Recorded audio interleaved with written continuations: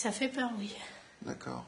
Normalement, voilà, il est tout gentil, il va chercher les croissants le matin. Enfin, et c'est quelqu'un qui veut rester discret, généralement. Voilà.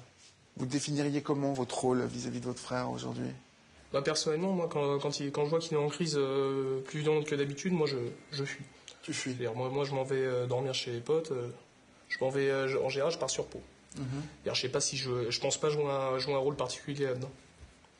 On n'est pas là pour le calmer. En général, c'est nous qui l'énervons. Donc, en général, c'est vous qui l'énervez. Oui, ouais. Les petits bruits, la télé, la musique trop forte.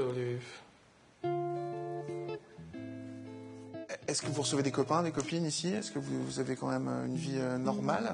Oui. Ça, ouais. Ça, c'est pas un problème. Oui, on en reçoit assez souvent d'ailleurs. Sarah, je te vois faire une... C'est que moi, mes amis, ils les aiment pas trop parce que, voilà, déjà, elles sont pas de son âge et c'est des filles. Et voilà, des fois, c'est les voix qu'il aime pas ou des trucs comme ça. Et sinon, après, il y a certaines de mes amies qui ont assisté à des crises de David. Elles ont eu très peur, mais elles savent qu'elles n'ont rien à craindre. Donc voilà.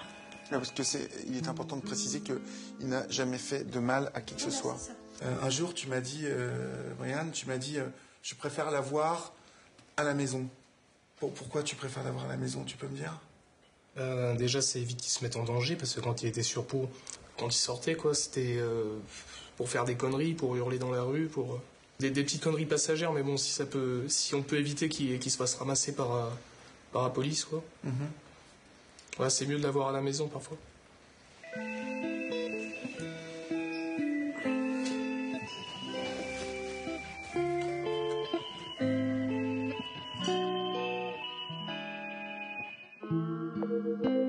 David est discrètement revenu, mais il reste à l'écart. Je le sens toujours tendu. Mais il m'a promis de me parler de sa maladie. Est-ce que tu as l'impression que la vie s'organise autour de toi? Il y a des fois, oui, je sens que ça pèse sur les autres. Ouais. J'essaie de me contenir le maximum, d'être le plus discret possible. Je m'isole assez volontiers dans ces cas-là parce que je sais que je mets la pression sur beaucoup de personnes qui sont pour rien dans mes problèmes. Donc je préfère prendre les devants et puis oui, je vais monter dans ma chambre et voilà, et je vais m'isoler. Je sais que tu as été marqué par l'histoire de Romain Dupuis. Oui. Tu as dû subir aussi des tests ADN aussi. Ça, c'est quelque chose qui t'a marqué? Oui, ça m'a beaucoup marqué, oui, parce que je me suis mis à la place de Romain. On a eu quasiment le même parcours. On est très proches l'un de l'autre. Il y a des similitudes. Et je dis, j'aurais pu faire une connerie comme lui, peut-être. Peut-être, ouais. Et c'est ce qui t'a décidé à te soigner, en fait. Oui. Ça t'est déjà passé par la tête, ce type de choses? C'est très vague, parce que bon, j'ai jamais eu précisément envie de tuer des gens, même si des fois je le dis parce que je suis énervé ou des choses comme ça. Non, envie de tuer des gens, non, c'est pas mon truc. Mais... Toi, t'es plutôt dans péter des trucs, hein.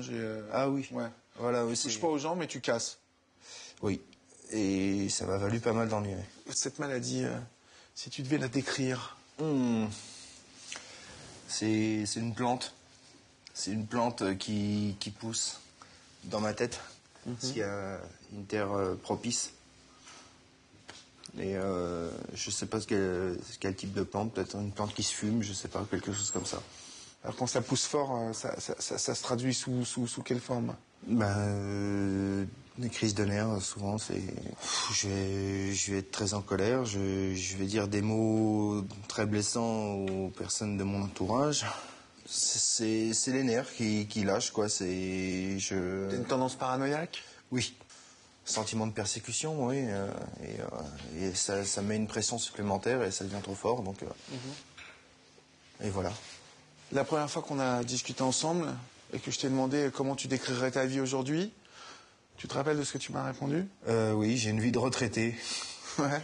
J'ai la vie d'un jeune retraité. Voilà, en gros, oui, c'est ça, oui. Mais donc ça veut dire que tu as plutôt une tendance à rester chez toi, pourquoi? Puis j'ai peur des agressions non extérieures, hein. En fait, la plupart du temps, c'est ça, quoi. C'est la vie trépidante de l'extérieur, c'est pas fait pour moi dans certaines situations, quoi. C'est-à-dire que dès que tu mets le pied dehors, Tu crains l'agression, en fait? Oui. Et de n'importe qui? De n'importe qui ou n'importe quoi. Ça peut être une moto qui va passer avec un pot trafiqué et qui va faire beaucoup de bruit. Ça, c'est une agression terrible.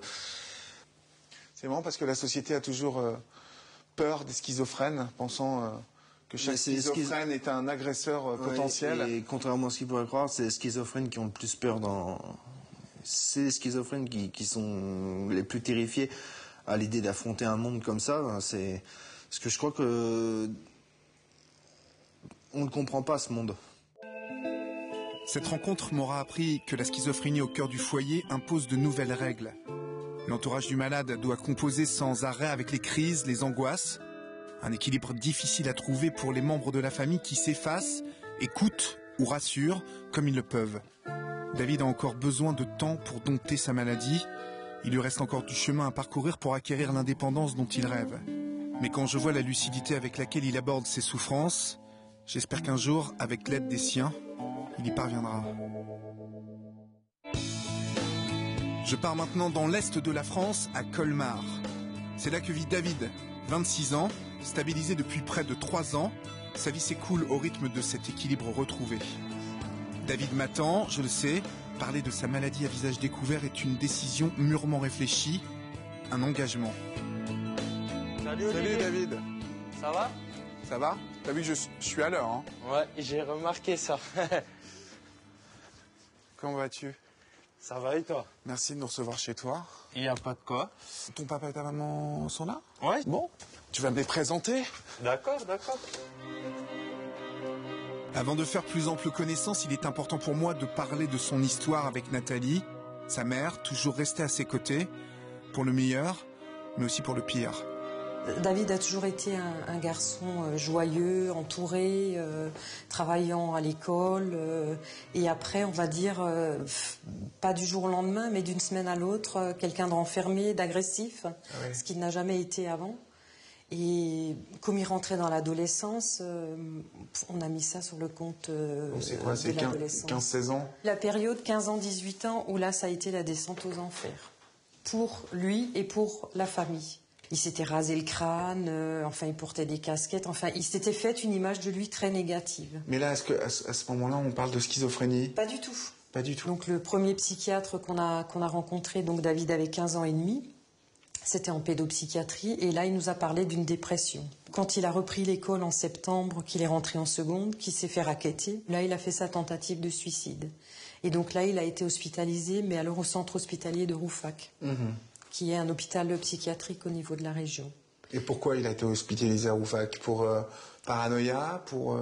Parce qu'en fait, il entendait des voix. Lui, il disait qu'il entendait des voix, qu'il fallait qu'il était mauvais. Mais nous, on ne le savait pas, ça, à l'époque. À partir de quand, en fait, il a commencé à entendre des voix? Il parle de 15 ans. De 15 ans. Par contre, il vous dit qu'à l'âge de 8 ans, il voyait des objets qui se déplaçaient. Et ça lui faisait très peur. Et il vous en parlait pas? Et il nous en a pas parlé parce qu'il avait peur d'être fou.